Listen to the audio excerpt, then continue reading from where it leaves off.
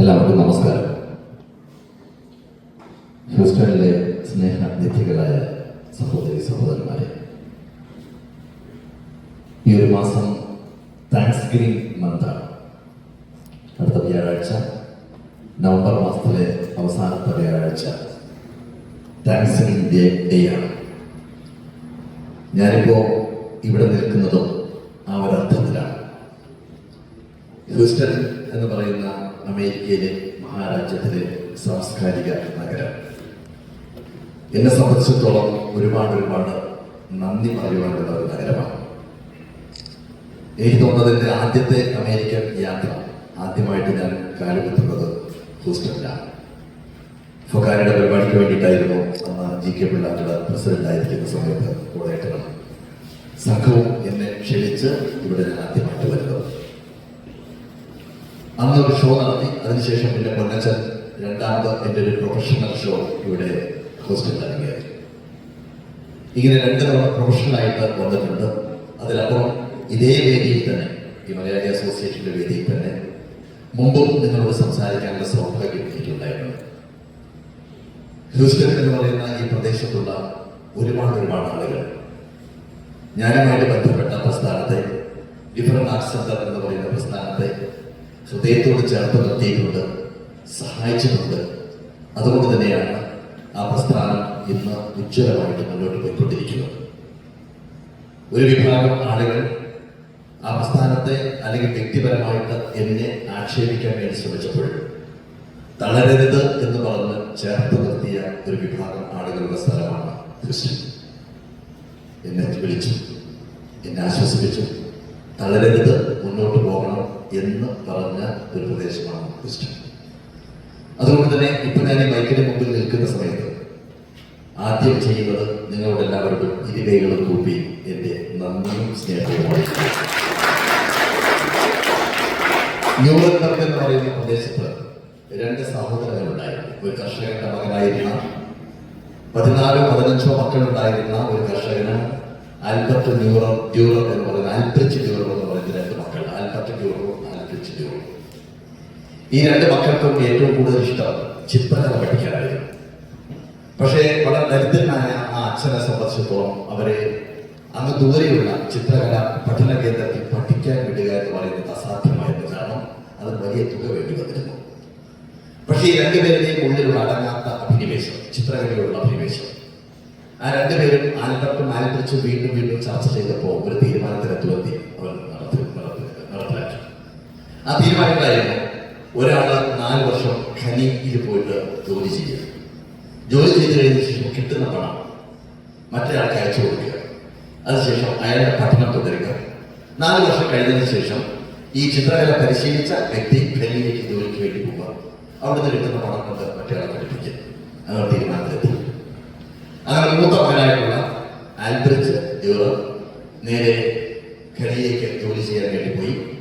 Albert എന്ന് പറയുന്ന അനിയനെ നേരെ ചിത്രകലാ പഠന കേന്ദ്രത്തിലേക്ക് അയക്കുകയും ചെയ്തു. അവിടുന്ന് കിട്ടുന്ന വരുമാനം ഈ 4 വർഷം ഇദ്ദേഹം വേറെ ഒന്നും ചിന്തിക്കാതെ 4 വർഷം ആ ചിത്രകലാ പഠന കേന്ദ്രത്തിൽ 100% ഡെഡിക്കേഷനോട് കൂടിയിട്ട് പഠിക്കാൻ തുടങ്ങി. പണം മുഴുവൻ മറ്റൊരാൾ അയച്ചു കൊടുത്തുകൊണ്ടിരുന്നു. 4 വർഷം കഴിഞ്ഞു. 4 വർഷം കഴിഞ്ഞ് ഇദ്ദേഹം ചിത്രകലയിൽ അതിനിപുണനായിട്ട് മാറി. അതിനുശേഷം സർട്ടിഫിക്കറ്റ് ഒക്കെ കിട്ടിക്കഴിഞ്ഞപ്പോൾ വീട്ടില് അച്ഛനും മക്കളും എല്ലാം കൂടി ചേർന്ന് ഒരു വിരുന്ന് സംഘടിപ്പിച്ചു. രാത്രി എത്താൻ കഴിക്കുന്ന സമയത്ത് എല്ലാവരും കൂടി ഒരുമിച്ചിരിക്കുമ്പോൾ ഈ മൂത്ത മകനോട് ഇളയ മകൻ പറഞ്ഞു, ഇനി ജ്യേഷ്ഠന്റെ ഊഴമാണ്, ഇനി ജ്യേഷ്ഠ ചിത്രകല പഠിക്കാൻ പോവാം, ഞാൻ ഖനിയിലേക്ക് പോവാം എന്ന് പറഞ്ഞു. ആ സമയത്ത് ജ്യേഷ്ഠൻ 2 കൈകളും ചേർത്ത് അനിയന്റെ മുമ്പിൽ കൈകൂപ്പി നിന്നു. എന്നിട്ട് പറഞ്ഞു, എന്റെ കൈകൾ പോക്ക്, ഖനിയിൽ ജോലി ചെയ്ത് എന്റെ ഞരമ്പുകളെല്ലാം മുറിഞ്ഞു പോയിരിക്കുന്നു. ഒരു ബ്രഷ് പിടിക്കുവാനുള്ള കഴിവ് പോലും ഇന്നെനിക്കില്ല. അതുകൊണ്ട് എന്നെ സംബന്ധിച്ചിടത്തോളം ആ ചിത്രകല പഠിക്കുക എന്ന് പറയുന്നത് അസാധ്യമാണ് എന്ന് പറഞ്ഞു. ആ സമയത്ത് അനിയൻ ജ്യേഷ്ഠന്റെ കൈകളെ 2 കൈകളെ കൊണ്ട് ചേർത്ത് പിടിച്ചു.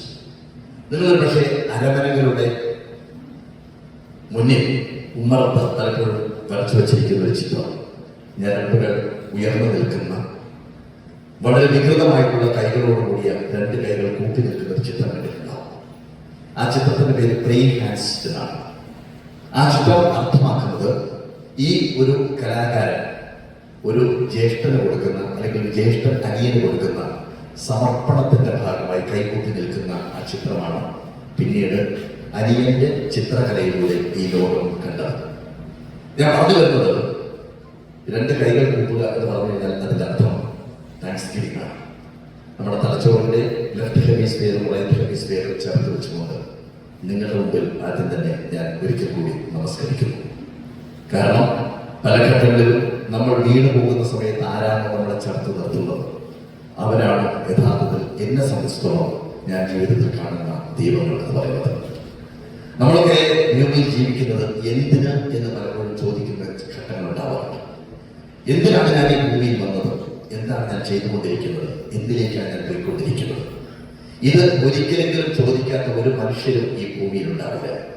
കാരണം നമുക്കറിയാം, കോടാനുകോടി വർഷങ്ങൾക്കിടയിൽ ഒരു അപേക്ഷ പോലും കൊടുക്കാതെ, ഒരു ക്യൂവിൽ നിൽക്കാതെ, ആരും റെക്കമെൻഡ് ചെയ്യാതെ സൗജന്യമായിട്ട് നമുക്ക് ഒന്ന് മാത്രമേ കിട്ടിയിട്ടുള്ളൂ.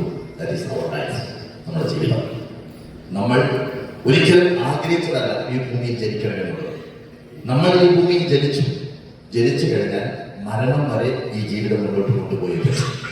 ആ മരണം വരെ പോയിക്കൊണ്ടിരിക്കുന്ന സമയത്ത് പല ഘട്ടങ്ങളിലും പല കാരണങ്ങൾ കൊണ്ട് നമ്മുടെ ജീവിതത്തിൽ ദുഃഖം ഉണ്ടാവാറുണ്ട്, അമിതമായിട്ട് സന്തോഷം ഉണ്ടാവാറുണ്ട്.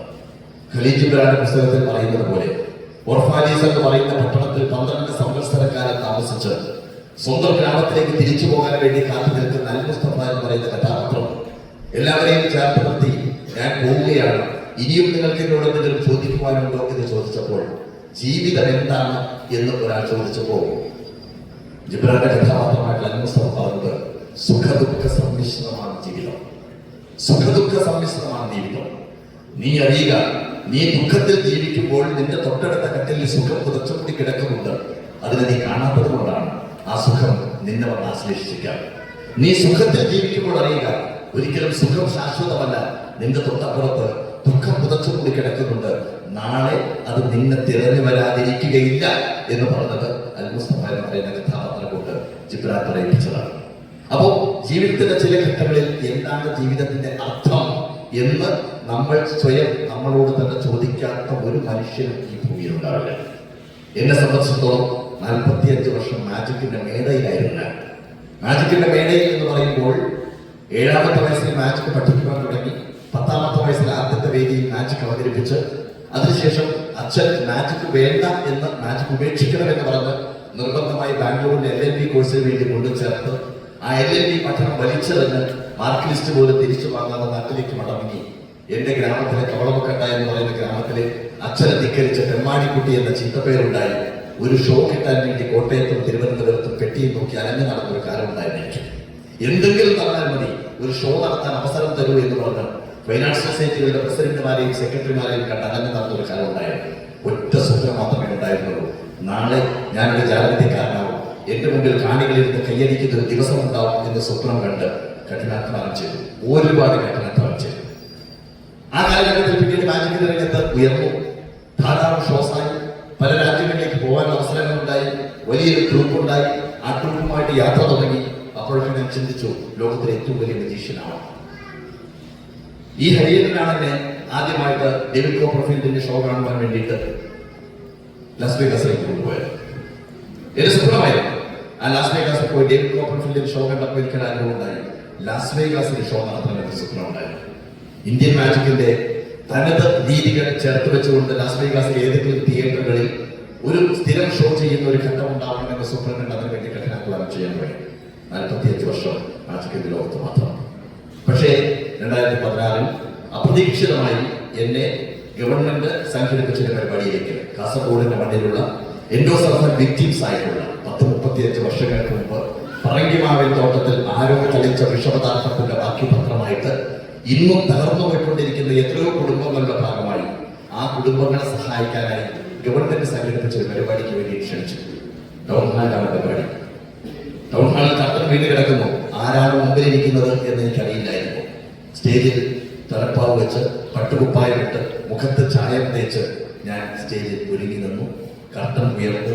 മുന്നിലേക്ക് നോക്കുന്ന സമയത്ത് കാണുന്ന കാഴ്ച ആ ഓഡിറ്റോറിയം മുഴുവൻ നിറഞ്ഞിരിക്കുന്ന എൻഡോസൾഫാൻ വിക്ടിംസ് ആണ്. നിങ്ങൾ ആ കുട്ടികളെ കണ്ടിട്ടുണ്ടോ എന്ന് എനിക്കറിയില്ല.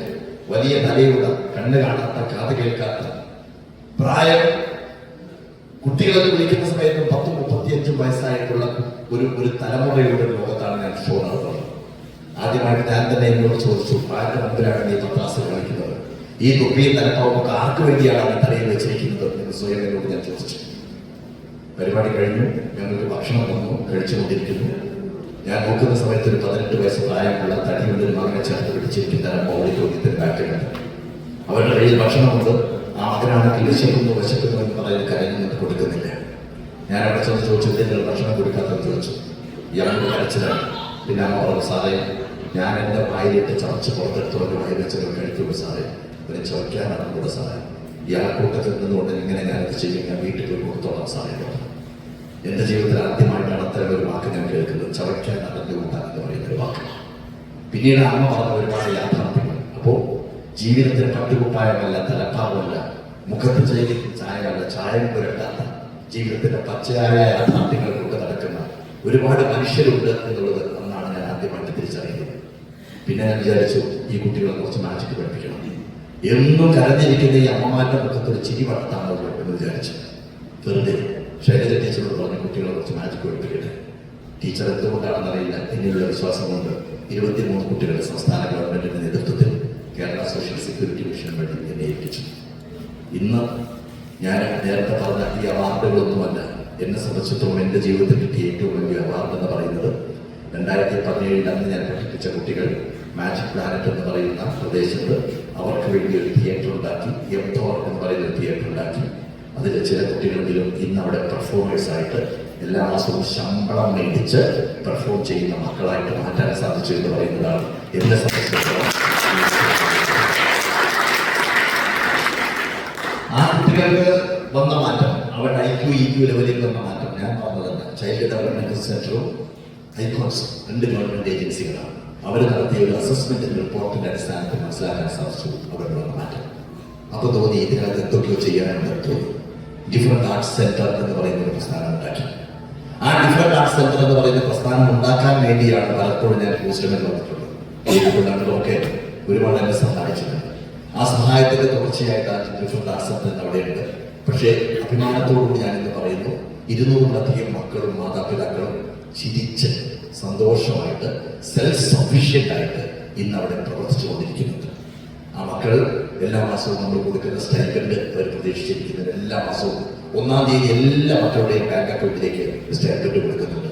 1 രൂപ പോലും അവർ വീട്ടിൽ നമ്മൾ പ്രതിഫലമായിട്ട് ഇതുവരെ മേടിക്കില്ല. അപ്പോൾ ആ കുട്ടികളുടെ ഭക്ഷണം, പാരൻസിന്റെ ഭക്ഷണം എല്ലാം അവിടുന്ന് പ്രൊവൈഡ് ചെയ്യുന്നുണ്ട്. ഓരോ മാസവും അവസാനം അടുക്കുന്ന സമയത്ത് എങ്ങനെ 150 സ്റ്റാഫുണ്ട്, എങ്ങനെ സാലറി കൊടുക്കുമെന്ന് പരിഭ്രമിക്കും. പക്ഷേ നല്ല മനുഷ്യരുടെ ഒരു ലോകത്താണ് നമ്മൾ ജീവിക്കുന്നത് എന്നതിന്റെ തുടർച്ചയായിട്ട് ആരെങ്കിലും അവിടെ വന്ന് ഡൊണേഷൻ തരും. ആ ഡൊണേഷനിലൂടെ ഇങ്ങനെ ബാലൻസ് ചെയ്ത് ആ സ്ഥാപനം മുന്നോട്ട് പോയിക്കൊണ്ടിരിക്കുന്നുണ്ട്. അങ്ങനെ ഇരിക്കുമ്പോഴാണ് ഒരുപക്ഷെ നിങ്ങൾ ഈ എൻഡോസൾഫാൻ വിക്ടിംസ് എന്ന് പറയുമ്പോൾ ഒരു വീഡിയോ കണ്ടാൽ നിങ്ങൾക്ക് മനസ്സിലാവും. അന്ന് 2017 അവിടെ പോയ സമയത്ത് ഞാൻ നെക്സ്റ്റ് ഡേ ചില വീടുകളിൽ സന്ദർശിക്കാൻ വേണ്ടി പോയി, എന്താണ് ഇതെന്ന് അറിയാൻ വേണ്ടിയിട്ട്. അതിനുശേഷം കൂടുതൽ വീടുകളിലേക്ക് പോകാൻ പറ്റിയില്ല. അതൊന്ന് ആ കാസർഗോഡ് എന്നുള്ള വീഡിയോ പ്ലേ ആവും. കാസർഗോഡ് എന്നുള്ള വീഡിയോ ലൈറ്റ് ഓഫ് ചെയ്ത്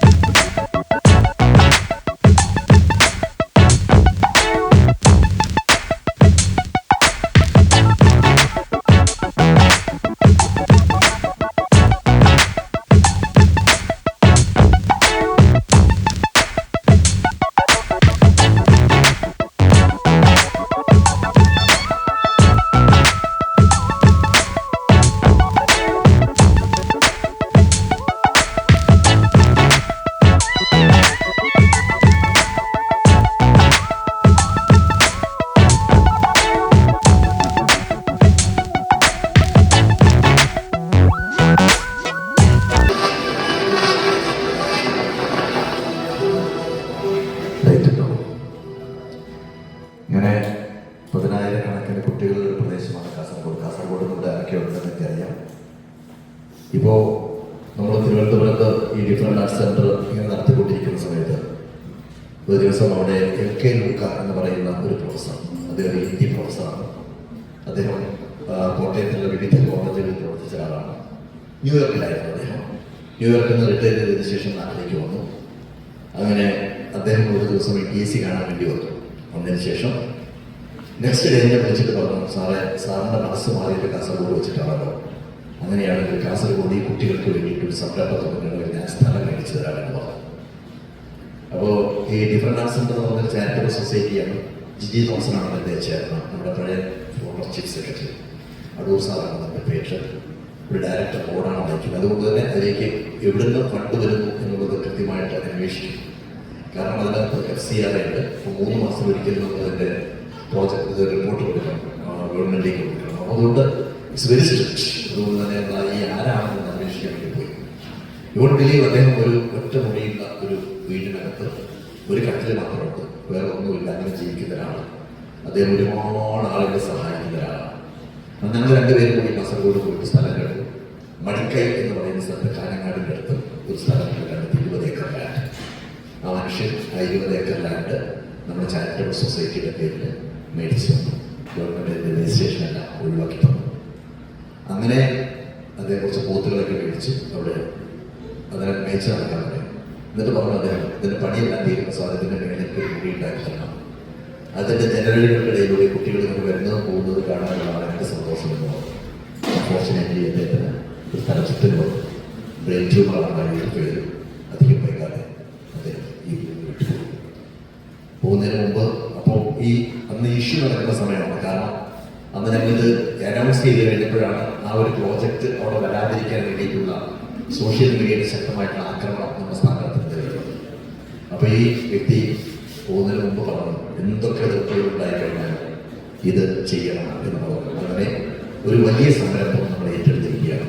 കാസർഗോഡിൻ്റെ മണ്ണിൽ 1000 കുട്ടികളെ ചേർത്ത് പിടിക്കുന്ന international institute for people with disabilities എന്ന് പറയുന്ന ഇറ്റ്സ് എ ഹ്യൂജ് പ്രോജക്റ്റ്. അത് ഈ ലൂക്ക സാറിൻ്റെ പേരിലാണ് നമ്മൾ ചെയ്യുന്നത്. ആ ഒരു പ്രോജക്റ്റ് നടപ്പിലാക്കാൻ വേണ്ടിയുള്ള ഓട്ടത്തിലാണ് ഇപ്പോൾ ഞാനും എൻ്റെ കൂടെയുള്ള ഡയറക്ടറോടും എൻ്റെ സംഘവും എല്ലാത്തിൻ്റെ ഓട്ടത്തിലാണ്. ഈ പ്രോജക്റ്റ് എത്രമാത്രം വലുതാണ് എന്ന് മനസ്സിലാക്കാൻ വേണ്ടിയിട്ട് ആ ഒരു വാർത്ത ഒന്ന് കാണിച്ചു കഴിഞ്ഞാൽ നല്ലതായിരിക്കും. 4ാമത്തെ വീഡിയോ ആണ്. ഇതാണ് കാസർഗോഡ് വരാൻ പോകുന്ന പ്രോജക്റ്റിന്റെ മോഡൽ വാർത്ത.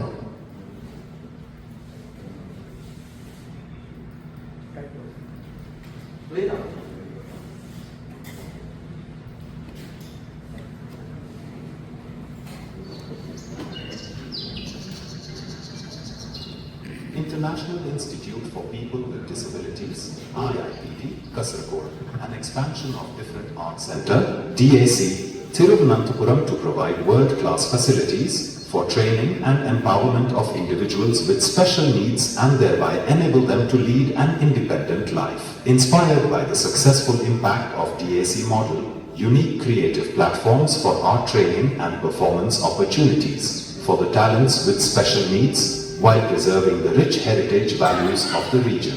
Designated venues for music, dance, magic, drawing, painting, etc. to explore the artistic potential and inherent talents. Magic-themed entertainment zones, the crucial and innovative component for providing social opportunities for the beneficiaries, ensures the presence of public and environment for social interaction, integrating arts, sports, advanced rehabilitation services, and vocational training.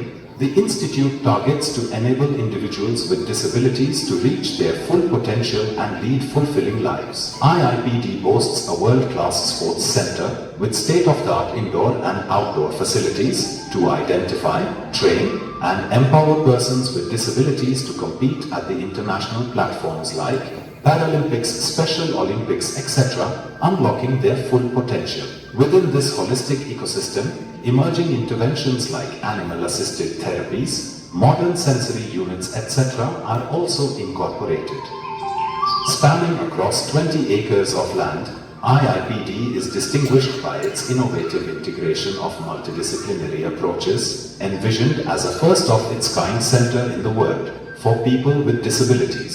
Let's unite to break down barriers and unlock the potential of individuals with disabilities. അതിൻ്റെ ഒരു work start ചെയ്തതിൻ്റെ കൂടി ഉണ്ട്, അതുകൂടി കഴിഞ്ഞ് നമുക്ക് സംസാരിക്കാം. Construction of the video. Yes.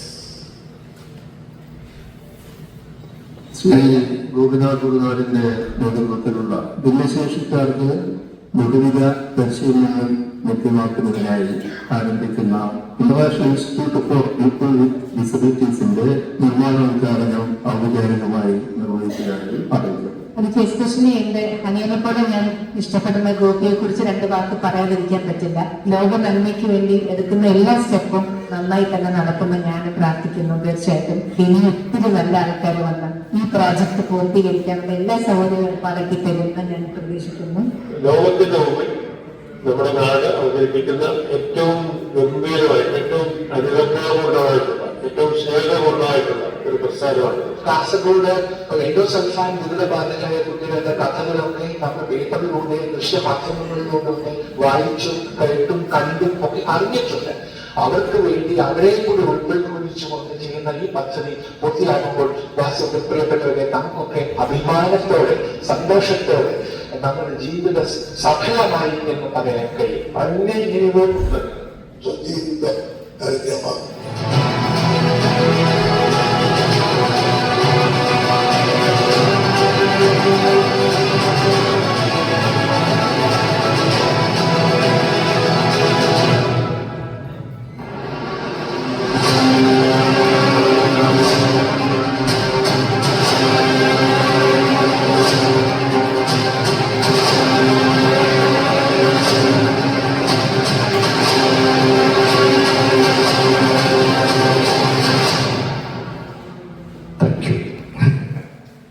ഇപ്പോൾ 24 hours അവിടെ വർക്ക് നടക്കുകയാണ്. 24 മണിക്കൂറും അവിടെ പ്രവർത്തനം നടക്കുന്നുണ്ട്.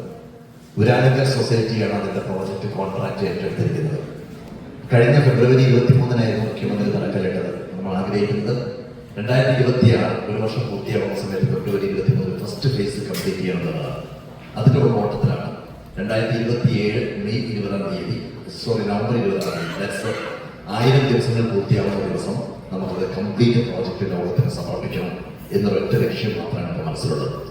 ഇതിന്റെ ഭാഗമായിട്ട് നമ്മൾ രണ്ട് കാര്യങ്ങളാണ് ചെയ്തുകൊണ്ടിരിക്കുന്നത്. CSR പ്രോജക്റ്റുകൾ കിട്ടാൻ വേണ്ടിയിട്ട് ട്രൈ ചെയ്യുന്നുണ്ട്. കാരണം നമുക്ക് CSR സ്വീകരിക്കാനുള്ള കേന്ദ്ര ഗവൺമെന്റിന് അനുമതി ഉള്ളതുകൊണ്ട് പല രീതിയിൽ ജി തോമസിന്റെ നേതൃത്വത്തിൽ അങ്ങനെ നടക്കുന്നുണ്ട്. ഞാൻ ചെയ്യുന്നത് എന്നെ സംബന്ധിക്കുന്ന ഒരു കൊച്ചു ട്രൂപ്പ് ഉണ്ടാക്കിയിട്ട് ഞാൻ മാജിക്കിന്റെ കുപ്പായം അഴിച്ചു വെച്ചതാണെങ്കിൽ പോലും ഇതിന് വേണ്ടിയിട്ട് മാത്രമായി ഒരു മാജിക്കൽ മ്യൂസിക് മോട്ടിവേഷൻ എന്ന് പറയുന്ന പ്രോഗ്രാം MQ എന്ന് പറയുന്ന ഒരു പരിപാടി ഉണ്ടാക്കി ആ പ്രോഗ്രാം ലോകത്തിന്റെ പല രാജ്യങ്ങളിൽ ഫണ്ട് ഷോ നടത്തിയുള്ള സുഹൃത്തുബന്ധങ്ങൾ ഉപയോഗിച്ചുകൊണ്ട് നടത്തി അതിനുള്ള ഫണ്ട് സമാഹരിക്കുകയാണ് ചെയ്യുന്നത്.